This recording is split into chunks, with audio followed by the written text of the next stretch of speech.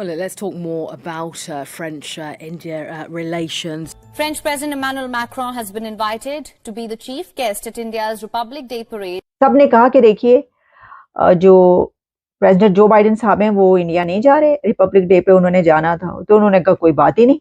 मोदी साहब आपने बड़े सही तरीके से इनको काबू किया। The French president has accepted India's invite and has reaffirmed the India-France strategic partnership. Modi साहब ने बहुत बदला लिया है। उन्होंने फ्रेंच प्रेसिडेंट को बुला लिया। सर वो तो नीचे तो हाथ रखते ही नहीं, वो तो अपना हाथ बहुत ऊपर रखते हैं। Landmark deal for Rafale fighter jets. Could we see kind of more evolution, if you will, of the military-industrial relationship with France and India? तो वो बर्दाश्त तो नहीं होता ना भाई। ईस्ट इंडिया कंपनी जो थी, हम जाते थे पूरे मुल्क के ऊपर, अब इतनी हुकूमत की है, अब वो लोग आंखें दिखाते हैं। ऋषि सोनक साहब भी भारतीय हैं, यहाँ सारी कंपनियां ये तो हथियार फेंक चुके हैं, क्योंकि इस वक्त इनसे तो अमेरिका नहीं चल रहा है।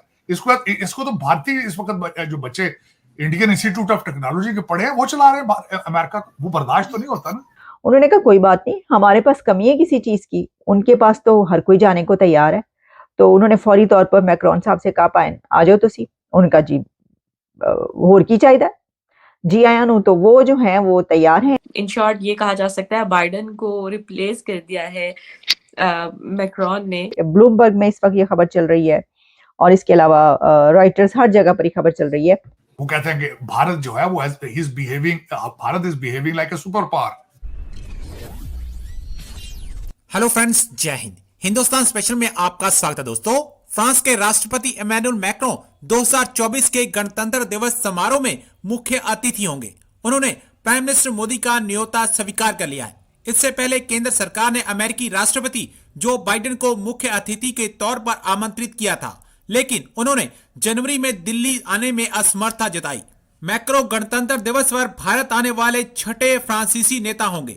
जानकारी के मुताबिक फ्रांस के राष्ट्रपति भवन की ओर से कहा गया है कि फ्रांसीसी राष्ट्रपति इमैनुअल मैक्रों 26 जनवरी को भारत का दौरा करेंगे। इस दौरान वे नई दिल्ली में गणतंत्र दिवस समारोह में मुख्य अतिथि के रूप में शामिल होंगे। हर साल भारत वैश्विक नेताओं को अपने गणतंत्र दिवस समारोह में शामिल होने के लिए आमंत्रित करता है। हालांकि कोविड-19 महामारी के मद्देनजर साल 2021 और 22 में गणतंत्र दिवस पर कोई भी मुख्य अतिथि नहीं था। प्राइम मिनिस्टर मोदी ने इसी साल जुलाई में फ्रांस का दौरा किया था और पेरिस में बेस्टिल डे समारोह में सम्मानित अतिथि के रूप में शामिल हुए थे। French president Macron will be chief guest of prime minister Narendra Modi on Republic day of India. सबने कहा कि देखिए जो प्रेसिडेंट जो बाइडेन साहब हैं वो इंडिया नहीं जा रहे, रिपब्लिक डे पे उन्होंने जाना था, तो उन्होंने कहा कोई बात ही नहीं। उन्होंने फ्रेंच प्रेसिडेंट को बुला लिया। सर वो तो नीचे तो हाथ रखते ही नहीं, वो तो अपना हाथ बहुत ऊपर रखते हैं। उन्होंने कहा कोई बात नहीं, हमारे पास कमी है किसी चीज की, उनके पास तो हर कोई जाने को तैयार है। तो उन्होंने फौरी तौर पर मैक्रोन साहब से कहा पाए आ जाओ तुसी। उनका जी होर की चाहिए जी आया नु, तो वो जो है वो तैयार हैं। और अब खबर ये है कि फ्रेंच प्रेसिडेंट जो हैं वो रिपब्लिक डे पर प्राइम मिनिस्टर नरेंद्र मोदी साहब के चीफ गेस्ट होंगे। और इसमें हमेशा ही ऐसा होता है कि वो किसी ऐसे ही बड़े अथॉरिटी को या प्रेसिडेंट को, जैसे कि मैंने आपको बताया कि प्रेसिडेंट जो बाइडेन ने आना था, इससे पहले भी दुनिया की कोई ना कोई ऐसी पर्सनालिटी जो है उनके रिपब्लिक डे पर मौजूद रहती है। तो अब ये कहा गया है कि जो प्रेसिडेंट मैक्रोन हैं उन्होंने प्राइम मिनिस्टर नरेंद्र मोदी की ये इन्विटेशन एक्सेप्ट कर लिया गया है, जो कि ब्लूमबर्ग में इस वक्त ये खबर चल रही है और इसके अलावा रॉयटर्स, हर जगह पर ये खबर चल रही है कि अब इंडिया के रिपब्लिक डे पर फ्रेंच प्रेसिडेंट मैक्रोन आएंगे। ठीक है जनाब, ये तो कोई उनके लिए बड़ी बात है ही नहीं। वो चाहते तो 3-4 को इकट्ठे भी बुला लेते। बहुत सारी पर्सनालिटीज, अथॉरिटीज होंगी, उनके लिए तो कोई मसला नहीं। अभी आपने देखा कि कितनी समिट्स और कॉन्फ्रेंसेज हुई हैं जिसके ऊपर दुनिया भर की लीडरशिप वहां पर मौजूद है। वो दुनिया के लीडर तो दौड़ते हुए जाते हैं इंडिया की तरफ। वो तो वो कहते हैं कि अच्छा कोई ना कोई एग्रीमेंट कराएंगे, कोई अपने लिए कुछ ले आएंगे, कोई मुआहिदा कर लेंगे। और वैसे भी भाई इंडिया एक बड़ी ताकत है, वहां पे लोग जाना पहुंचना जो है अपने लिए बड़ा वो समझते हैं। वो कहते हैं कि भारत जो है वो Bharat is behaving like a super power. वो कहते हैं हमारे ये तो भाई खुद अपने मसले खुद ही हल कर रहे हैं, हमारे पीछे नहीं आ रहे, हमारी टीम में नहीं आते, तो खुद ही लीड करना शुरू हो गए। तो ये सारी चीजें उन्हें चुभती हैं। चुभती, तकलीफ होती। देखिए कोई भी इनकी जगह हो तो तकलीफ हो, खुद की इकोनॉमी, खुद बैंकरप्सी पे पहुंचे में, उधर उनकी जो है वो इकोनॉमी वो 7.8% पे चल रही है, तो तकलीफ तो है ना। जहां हमारे दादे पोते जो इनके दादे परदादे जो थे ईस्ट इंडिया कंपनी वाले, मोदी साहब ने बहुत बदला लिया है। वो कहां गए थे सबसे पहले? सूरत में गए थे 16वीं सदी में, 1600 में सूरत गुजरात में गए थे। मोदी साहब आपने बड़े सही तरीके से इनको काबू किया। तो वो बर्दाश्त तो नहीं होता ना भाई। ईस्ट इंडिया कंपनी जो थी, हम जाते थे पूरे मुल्क के ऊपर, अब इतनी हुकूमत की है, अब वो लोग आंखें दिखाते हैं। ऋषि सोनक साहब भी भारतीय हैं, यहाँ सारी कंपनियां, ये तो हथियार फेंक चुके हैं, क्योंकि इस वक्त इनसे तो अमेरिका नहीं चल रहा है। इसको तो भारतीय इस वक्त जो बच्चे इंडियन इंस्टीट्यूट ऑफ टेक्नोलॉजी के पढ़े हैं वो चला रहे हैं अमेरिका को। वो बर्दाश्त तो नहीं होता ना सर। अब तो जो डिफरेंट स्टेट्स हैं भारत की, वो भी इकोनॉमी में बहुत आगे बढ़ने लगी है। अभी यूपी की खबर आई थी कि यूपी में जो है उनकी भी बहुत ज्यादा वो लोग आगे बढ़े हैं अपनी इकोनॉमी को लेकर, यानी स्टेट्स जो हैं वो अब अलग अलग आगे बढ़ रही हैं। तो इस तरह से तो सिर्फ फोकस उनका इकोनॉमी। आरजू वहां की मैंने देखा है, सबसे अच्छी बात जो है उनकी, भारतीय स्टेटें एक दूसरे के साथ compete करती हैं, बिजनेस में परफॉर्म करती हैं। वो उनके बच्चे लंदन में तो नहीं ना भाई, वो लूट मार का कारोबार तो आपका है ना, उनका तो नहीं है। वो तो उनकी तो प्राइड है। उनकी तरक्की का सीक्रेट ही ये है कि वो नेशनलिस्ट हो चुके हैं। वो कहते हैं हम भारतीय हैं, हम भारत को आगे लेके जाएंगे।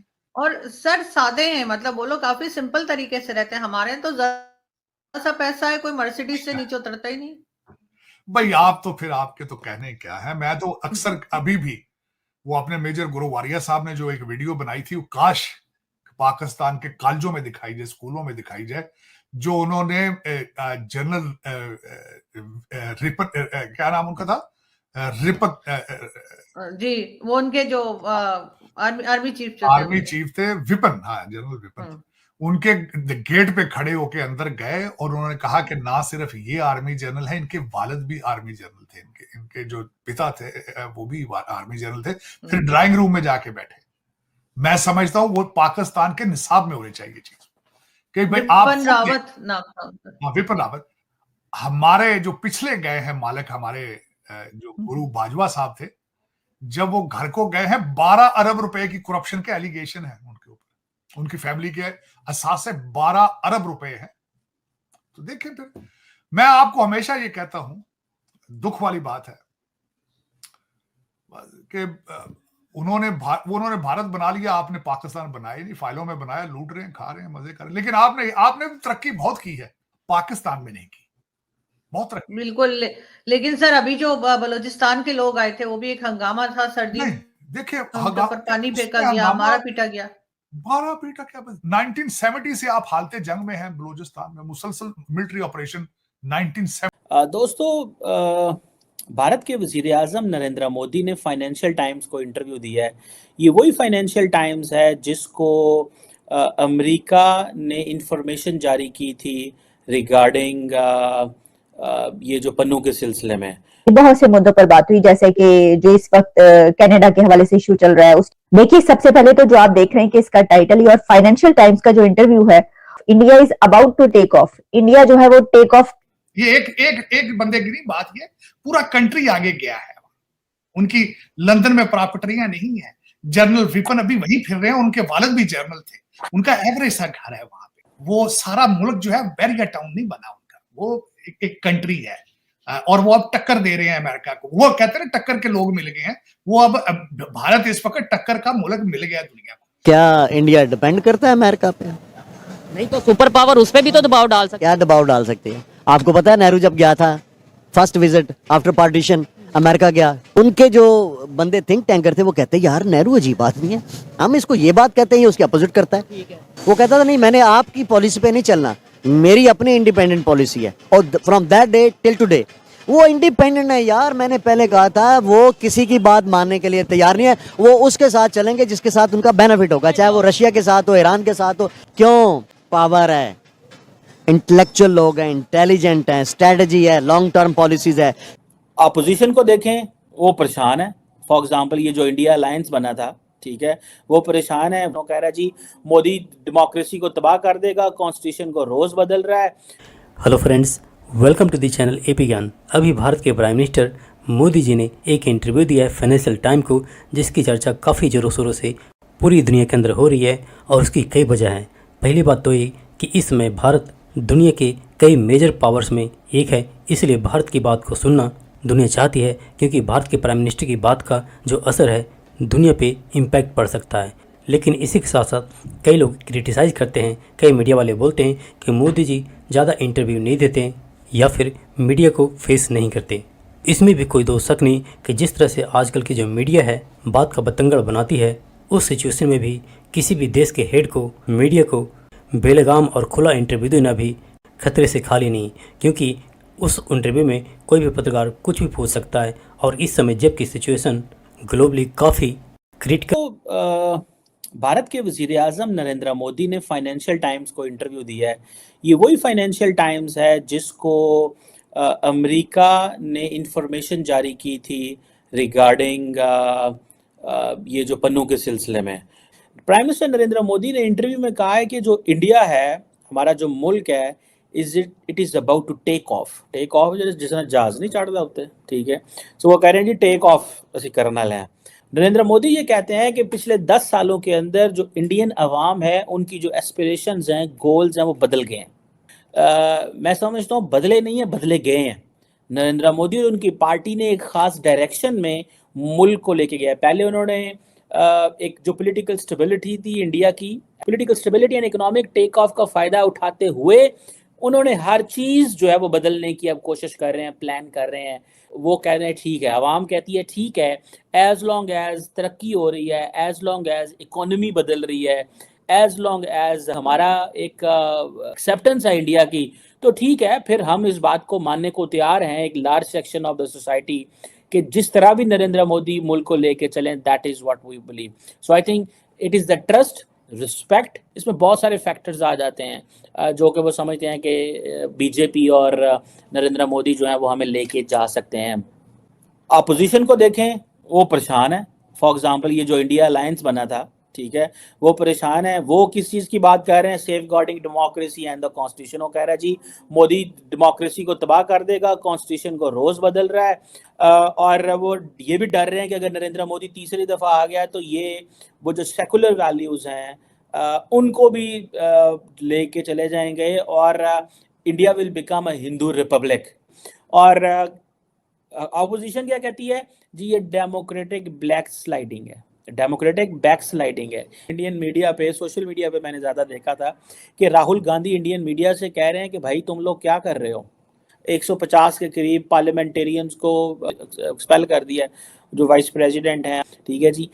द क्वेश्चन जो इम्पोर्टेंट है समझने का, इंडिया कहा जा रहा है कि बहुत सारी जो मेजर इकोनॉमीज़ हैं उनसे ज़्यादा बेहतर परफॉर्म कर रहा है। अब वो इंडिया के अंदर वो इनिशिएटिव इतने ज़्यादा लेते हैं बीजेपी की जो गवर्नमेंट है, जैसे फॉर एग्जांपल ट्रांसफॉर्मेटिव बहुत सारे स्टेप्स लिए हुए हैं, clean India, toilet building campaign शुरू कर दी, डिजिटल पब्लिक इंफ्रास्ट्रक्चर के हवाले से जो है वो चीज़ें शुरू कर दी। ये कैंपेन्स इतनी ज़्यादा वो करते हैं, बीजेपी की जो सरकार करती है, कि वो फिर इंडियन अवाम नहीं पूछती कि पॉलिटिकली क्या कर रहे हो, क्या डायरेक्शन बदल रहे हो। हिंदू वो कहते हैं हम हिंदू हैं यार, अगर हिंदू स्टेट बना रहा है भारत को, अगर हिंदू स्टेट बना रहा है तो ठीक है ना यार, क्या मसला है, हम हैं ही हिंदू यार, हमें नहीं करना ऐसे रहना। अब फॉर एग्जांपल चंद्रयान का जो आया था कि जी हम साउथ पोल पे पहुंच गए हैं, ठीक है जी, लेकिन नवाज शरीफ साहब जो हैं, जिनके बारे में कहा जा रहा है कि वो नेक्स्ट प्राइम मिनिस्टर हैं, वो तो उन्होंने इंटरव्यू दिया, उन्होंने कहा जनाब कि भारत तो चांद पे चला गया है और उधर G20 हो रही है, हम इधर ही रुल रहे हैं। क्यों ऐसी तारीफ की जा रही है नवाज शरीफ साहब की तरफ से भारत की?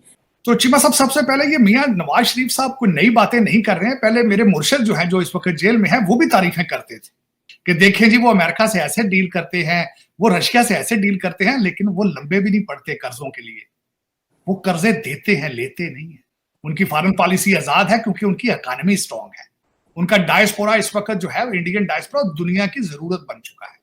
ये एक बंदे की नहीं बात, ये पूरा कंट्री आगे गया है। उनकी लंदन में प्रॉपर्टियां नहीं है। जनरल विपिन अभी वही फिर रहे हैं, उनके वालिद भी जनरल थे, उनका एवरेज सा घर है वहां पे। वो सारा मुल्क जो है बैरियर टाउन नहीं बना उनका, वो एक कंट्री है। और वो अब टक्कर दे रहे हैं अमेरिका को। वो कहते हैं टक्कर के लोग मिल गए हैं, वो अब भारत इस वक्त टक्कर का मुल्क मिल गया दुनिया को। मैं बल्कि ये कहता हूं जो इन्वेजन यहाँ पे होते रहे, इन्वेडर्स और कॉलोनियलिज्म का बदला अब लेने के लिए भारत तैयार हो चुका है। भारत ने, और उसके पीछे सिर्फ एक सीक्रेट है, तालीम, जिसको आप छोड़ के भाग चुके हैं। भारत के प्राइम मिनिस्टर नरेंद्र मोदी साहब का एक इंटरव्यू पब्लिश हुआ है फाइनेंशियल टाइम्स में। देखिए, सबसे पहले तो जो आप देख रहे हैं कि इसका टाइटल ही, और फाइनेंशियल टाइम्स का जो इंटरव्यू है, India is about to take off, India जो है वो टेक ऑफ करने वाला है। अच्छा